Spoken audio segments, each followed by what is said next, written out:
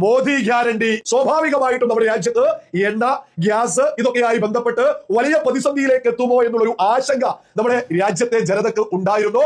ഈ ഒരു ആശങ്ക മുതലെടുത്തുകൊണ്ട് നമ്മുടെ രാജ്യത്തെ പ്രതിപക്ഷം, പ്രത്യേകിച്ച് ജിഹാദികൾ മോദിക്കെതിരെ ഉറഞ്ഞുതുള്ളി രംഗത്ത് വന്നിട്ടുണ്ട്. ജിഹാദികളുടെ രണ്ട് തന്തയുള്ള സ്വഭാവം ഉണ്ടല്ലോ, തന്തയില്ലാത്തരം.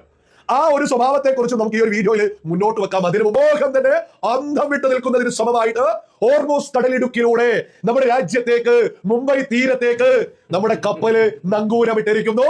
അതേ സംഖ്യക്കൂട്ട ഇരട്ട തന്തയുള്ളതും തന്തയില്ലാത്തരം കാണിക്കുന്നതും പറയുന്നതും ആരാണെന്നും ഇത് കേട്ടാൽ മനസ്സിലാവും. ഹോർമൂസ് കടലിടുക്കിലൂടെ ഇന്ത്യൻ കപ്പലുകൾ കടന്നുപോയത് ആരോ നെഞ്ചു വിരിച്ചു നിന്നതുകൊണ്ടാണെന്ന് വിശ്വസിക്കുന്ന ഇവരെ പോലുള്ള തീട്ട സംഖ്യകളുണ്ട് നമ്മുടെ രാജ്യത്ത്. ആ തീട്ട സംഖ്യകളോട് പറയാനുള്ളത്, നിന്റെ ഒന്നും നെഞ്ചു വിരിച്ചു നിൽക്കുന്നത് കൊണ്ടല്ല, യാഥാർത്ഥ്യം എന്താണെന്ന് കണ്ണു തുറന്നു കാണണം. പീഡോ സാഹിബിന്റെ ഫ്രണ്ടും അയാളുടെ അനുയായികളും ആഗ്രഹിക്കുന്നത് ലോകത്തെ മുഴുവൻ മുസ്ലിങ്ങളും നശിച്ചു കാണണമെന്നാണ്.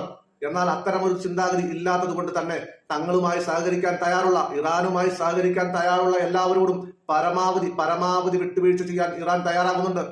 സത്യത്തിൽ ഇറാൻ ഹോർമൂസ് കടലിടുക്ക് ഇന്ത്യക്ക് വേണ്ടി മാത്രമായി തുറന്നു കൊടുത്ത ഒന്നല്ല. ഇന്ത്യക്ക് മുൻപേ ബംഗ്ലാദേശിന്റെ കപ്പലുകൾ ആ വഴി പോയിട്ടുണ്ട്. അതിനു മുൻപേ ചൈനയുടെയും റഷ്യയുടെയും കപ്പലുകൾ യാതൊരുവിധ തടസ്സവുമില്ലാതെ ഇതുവഴി കടന്നുപോയിട്ടുണ്ട്. ലോകശക്തിയായ അമേരിക്കയോടും സാക്ഷാൽ ട്രംപിനോട് പോലും പോടാവില്ലേ എന്ന് മുഖത്ത് നോക്കി പറയാൻ ചങ്കൂറ്റമുള്ള രാജ്യമാണ് ഇറാൻ. അങ്ങനെയുള്ള ഒരു രാജ്യം നയതന്ത്രം എന്നാൽ വെറും ചിരിയാണെന്ന് മനസ്സിലാക്കി വച്ചിരിക്കുന്ന ഒരാളുടെ മുമ്പിൽ ഇത്രയും ചങ്കൂറ്റമുള്ള ഇറാൻ ഭയപ്പെട്ടു നിൽക്കുന്നു എന്ന് പറഞ്ഞാൽ ഈ ചാണക സംഖ്യകളുടെ തലകളെ സമ്മതിച്ചു കൊടുക്കണ്ടേ? യഥാർത്ഥത്തിൽ ഇവിടെ നടന്നത് കൃത്യമായ അന്താരാഷ്ട്ര രാഷ്ട്രീയമാണ്. ഇറാന്റെ എണ്ണ വാങ്ങുന്ന പ്രധാന രാജ്യങ്ങളിൽ ഒന്നായ ഇന്ത്യയുമായി അവർക്ക് വ്യാപാരപരമായ താല്പര്യങ്ങളുണ്ട്. ഇന്ത്യ മാത്രമല്ല, തങ്ങളുമായി ശത്രുതയില്ലാത്ത ഏതു രാജ്യത്തോടും സഹകരിക്കുക എന്നത് ഇറാന്റെ നയമാണ്.